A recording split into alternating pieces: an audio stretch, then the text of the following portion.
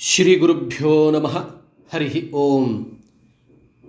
ಭೋಃ ಪ್ರಿಯಾಃ ಸಂಸ್ಕೃತ ಬಾಂಧವಾಃ ಸಂಸ್ಕೃತಾಧ್ಯಯನಶೀಲಾಃ, ಪ್ರಾಕ್ತನ ಪ್ರಸ್ತುತೀಕರಣೇಷು ಪ್ರಥಮಾ ವಿಭಕ್ತಿತಃ ಪಂಚಮೀ ವಿಭಕ್ತಿಪರ್ಯಂತಂ ವಿಭಕ್ತೀನಾಂ ಉಪಯೋಗಂ ವಾಕ್ಯೇಷು ಕಥಂ ಕುರ್ಮಃ, ಕುತ್ರ ಕುತ್ರ ಕುರ್ಮಃ ಇತಿ ವಿಚಾರಾನ್ ವಯಂ ಜ್ಞಾತವಂತಃ.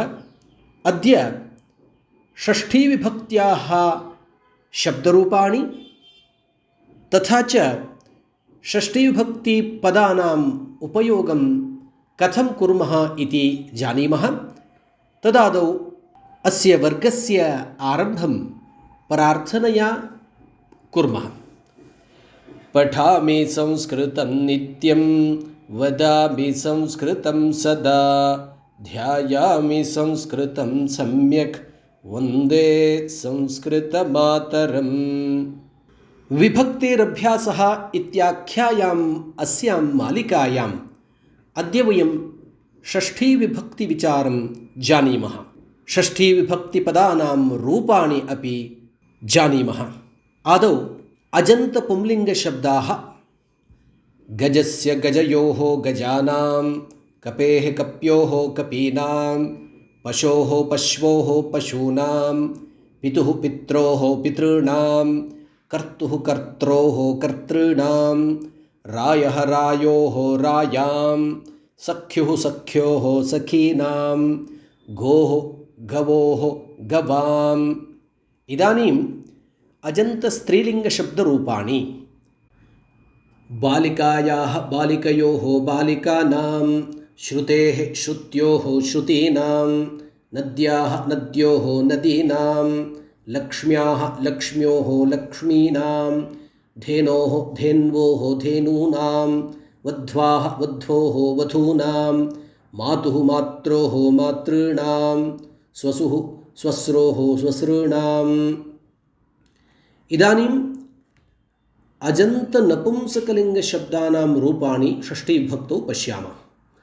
ಗೃಹಸ್ಯ ಗೃಹಯೋಃ ಗೃಹಾಣಾಂ, ವಾರಿಣಃ ವಾರಿಣೋಃ ವಾರೀಣಾಂ, ಅಸ್ಥ್ನಃ ಅಸ್ಥ್ನೋಃ ಅಸ್ಥ್ನಾಂ, ಮಧುನಃ ಮಧುನೋಃ ಮಧೂನಾಂ, ಧಾತುಃ ಧಾತ್ರೋಃ ಧಾತॄಣಾಂ, ವಸ್ತುನಃ ವಸ್ತುನೋಃ ವಸ್ತೂನಾಂ.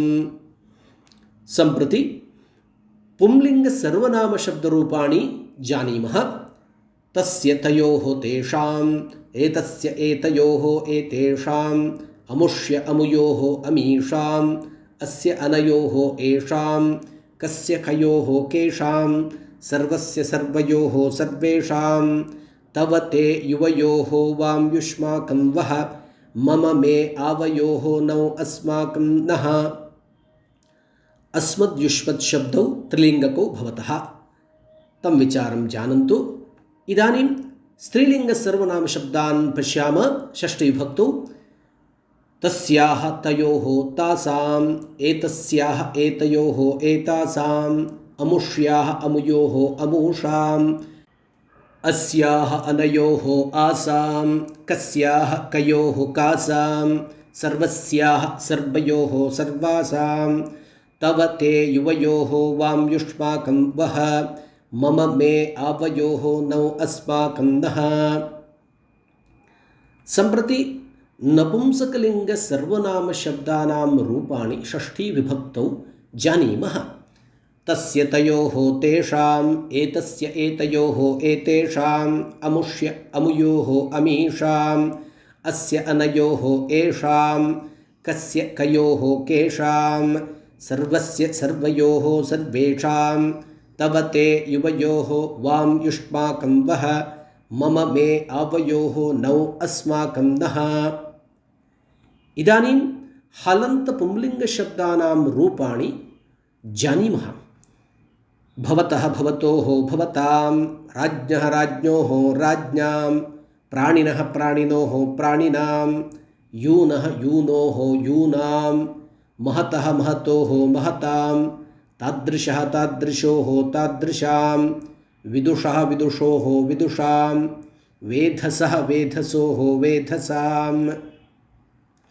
ಅತ್ರ ಪಶ್ಯತ हलन्तस्त्रीलिङ्गशब्दानां रूपाणि षष्ठीविभक्तौ एवं भवन्ति। दिवः दिवोः, दिवां, गिरः गिरोः, गिरां, वाचः वाचोः, वाचां, प्रावृडः प्रावृडोः, प्रावृडां, सरिदः सरिदोः, सरिदां, आशिषः आशिषोः, आशिषां, आपदः आपदोः, आपदां, सीम्नः सीम्नोः, सीम्नाम्। इदानीं हलन्तनपुंसकलिङ्गशब्दानां रूपाणि षष्ठी विभक्तौ। ब्रह्मणः ब्रह्मणोः, ब्रह्मणाम्, अह्नः अह्नोः, अह्नां, जगतः जगतोः, जगतां, मनसः मनसोः, मनसां, हविषः हविषोः, हविषां, धनुषः धनुषोः, धनुषाम्। एतादृशशब्दानाम् अभ्यासं कृत्वा वयं वाक्यानि रचयितुं प्रयत्नं करवामः। प्रथमं षष्ठीविभक्तिः कुत्र कुत्र आगच्छति, षष्ठीविभक्तिरूपाणाम् उपयोगं कथं वाक्येषु कुर्मः इति जानीमः। तदादौ प्रथमः नियमः अस्ति अयं: कारकप्रातिपदिकार्थव्यतिरिक्ते स्वस्वामिभावसम्बन्धार्थे षष्ठीविभक्तिर्भवति इति कश्चन नियमः अत्र अस्ति। नाम षष्ठीविभक्तिः कारकं न भवति, अतः स्वस्वामिभावसम्बन्धार्थे षष्ठीविभक्त्याः उपयोगः भवति। तत् कथम्? अत्र उदाहरणानि पश्यतः। नृपस्य सेवकः प्रविशति। अत्र कर्ता अस्ति सेवकः, कर्तृपदं सेवकः इति प्रथमविभक्तौ प्रयुक्तं। नृपस्य सेवकः, कस्य सेवकः? नृपस्य सेवकः। अत्र नृपसेवकयोर्मध्ये स्वस्वामिभावसम्बन्धः अस्ति, अतः नृपस्य इति षष्ठीविभक्तिः प्रयुक्ता। उमायाः पतिः शङ्करः। द्वितीयम् उदाहरणं पश्यत। उमायाः, कस्याः पतिः शङ्करः? उमायाः पतिः शङ्करः। उमाशब्दस्य षष्ठीविभक्तिरूपं। लवकुशयोः माता सीता। कयोः माता सीता? लवकुशयोः। अत्र लवकुश इति शब्दस्य षष्ठीविभक्त्याः द्विवचनरूपं लवकुशयोः इति। अत्र लवकुशयोः माता सीता इति उदाहरणं दर्शितं। हरेः भक्तः प्रह्लादः। कस्य भक्तः प्रह्लादः? हरेः। हरेः इति हरिशब्दस्य षष्ठीविभक्तिरूपं। राज्ञः पुरुषः याति। पुरुषः याति। कस्य पुरुषः? राज्ञः पुरुषः। सेवकः इत्यस्मिन् अर्थे राजन् शब्दस्य षष्ठीविभक्तिरूपं राज्ञः। कौरवाणां पिता धृतराष्ट्रः। केषां पिता धृतराष्ट्रः? कौरवाणां। कौरवस्य, कौरवयोः, कौरवाणाम् इति षष्ठीविभक्त्याः बहुवचनरूपम् अस्ति अत्र। अस्मिन् सन्दर्भे वयं षष्ठीविभक्तेः रूपाणि अत्र दृष्टवन्तः। अग्रिमं नियमं जानीमः। कर्मादीनामपि सम्बन्धमात्रविवक्षायां षष्ठी भवेत् इति अयं नियमः। एनं नियमम् अनुसृत्य कानिचन उदाहरणानि दर्शयामि। पश्यत। सतां गतं। सतां, सन् सन्तौ सन्तः इत्यस्य षष्ठीविभक्तेः बहुवचनरूपं। सताम् इत्यस्य सज्जनानां गतम् इत्यर्थः। पुत्रः मातुः स्मरति। अत्र मातरं स्मरति इत्यस्मिन् अर्थे मातुः स्मरति इति भवति। एनं द्वितीयं नियमम् अनुसृत्य अग्रिमं वाक्यं पश्यत। भजे शम्भोः चरणयोः। शम्भोः चरणयोः भजे। अत्रापि एतेन नियमेन एव षष्ठीविभक्तिः प्रयुक्ता। चतुर्थम् उदाहरणं पश्यत। सर्पिषः जानाति।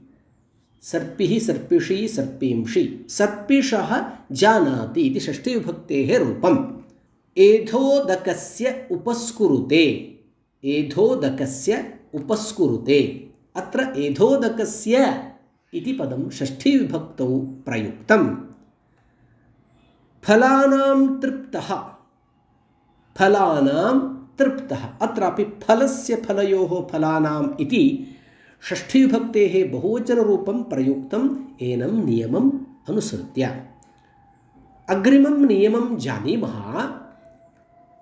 हेतुद्योत्ये भाववाचके हेतुदिग्वाचकदूरान्तिकादीनां शब्दप्रयोगे च षष्ठीविभक्तिः भवेत्। पुनः एकवारं नियमं पश्यत स्मरत अनुसरत च हेतुद्योत्ये भाववाचके हेतुदिग्वाचकदूरान्तिकादीनां शब्दप्रयोगे च वाक्येषु षष्ठीविभक्तिः भवेत्। उदाहरणेन स्पष्टं भवेत् अन्नस्य हेतोः वसति अन्नस्य कारणात् वसति इत्यस्मिन् अर्थे अन्नस्य हेतोः वसति इति अन्नस्य शब्दः षष्ठीविभक्तौ प्रयुक्तः। बालः कस्य हेतोः कृतवान् हेतोः इति पदस्य प्रयोगत्वात् कस्य हेतोः इति किं शब्दस्य षष्ठीविभक्तेः रूपं दत्तम्।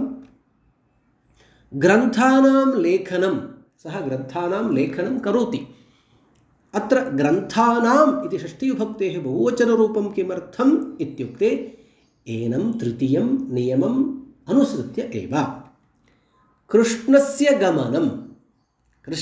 गमनं दृश्यते अत्र षष्ठीविभक्तेः रूपं कृष्णशब्दस्य। ग्रामस्य दक्षिणतः मन्दिरमस्ति अत्रापि दक्षिणतः इति पदस्य प्रयोगत्वात् ग्रामस्य इति षष्ठीविभक्त्याः रूपं दत्तम्। शालायाः अन्तिकं गच्छाम समीपम् इत्यस्मिन् अर्थे शालायाः विद्यालयस्य शालायाः षष्ठीविभक्तेः रूपम्। तरोः उपरि खगाः अधः बालाः च सन्ति उपरि अधः इति पदद्वयस्य प्रयोगत्वात् तरोः इति षष्ठीविभक्तिः अत्र दृश्यते तरुशब्दस्य। अग्रे कृदन्तानां योगे कर्तरि कर्मणि वा षष्ठीविभक्तिः भवेत् इति कश्चन नियमः। तस्य नियमस्य अर्थं दृष्टान्तद्वारा जानीमः। प्रथमम् उदाहरणम् अत्र अस्ति लोकहितं मम करणीयं प्रसिद्धं गीतं लोकहितं मम करणीयम्। अत्रापि मम करणीयम् इति अस्मत् शब्दस्य षष्ठीविभक्तेः रूपं मम इति दत्तमत्र। द्वितीयम् उदाहरणं पश्यत एषः श्लोकस्य पाठकः अत्र श्लोकस्य इति षष्ठीविभक्तेः रूपं दत्तम्। उभयत्रापि कृदन्तानां योगः अस्ति। पुनश्च तृतीयं वाक्यं पश्यत पयसः पानं शिशुना पयसः इति षष्ठीविभक्तेः रूपं दत्तमत्र पानम् इति कृत्प्रयोगः अत्र अस्ति। शब्दानाम् अनुशासनम् आचार्यस्य अत्रापि उदाहरणे वाक्ये पश्यत शब्दानाम् अनुशासनं कस्य आचार्यस्य अनुशासनं कथमस्ति शब्दानाम् अनुशासनं कृदन्तयोगः अस्ति इति कारणतः शब्द इति पदस्य षष्ठीविभक्तेः बहुवचनरूपम् अत्र प्रयुक्तं। मम इष्टः इति अन्यदेकम् उदाहरणं। मम नाम मम इष्टः अस्ति एषः विचारः इति। एवमेव तव इष्टः इति तादृशमेव एकं वाक्यम् उदाहरणम्।